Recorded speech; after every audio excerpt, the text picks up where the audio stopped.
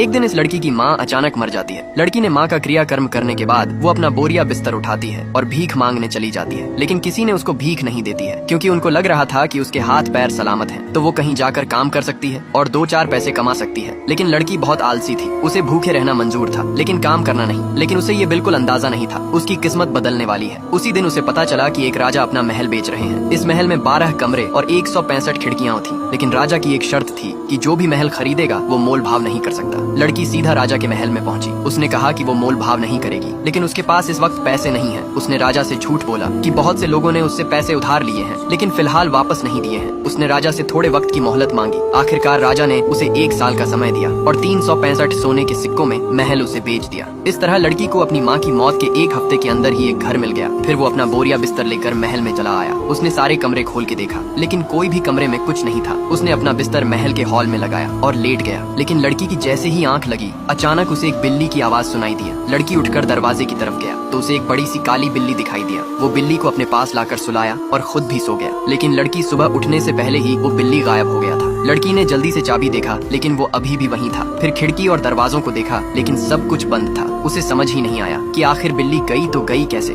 और फिर से रात हुई और वो जैसे ही लेटी वो काली बिल्ली दोबारा आ गई। लड़की ने उसे डांटा कि पूरा दिन कहाँ गायब था, लेकिन बिल्ली ने कुछ नहीं कहा, बस पीछे मुड़ी और अपने मुंह से एक बड़ा सा हीरा उंगाला। लड़की देखकर हैरान रह गई क्योंकि बचपन से ऐसा कुछ भी नहीं देखी थी। उसने वो हीरा एक जार में डाल दिया और फिर बिल्ली के साथ सो गई।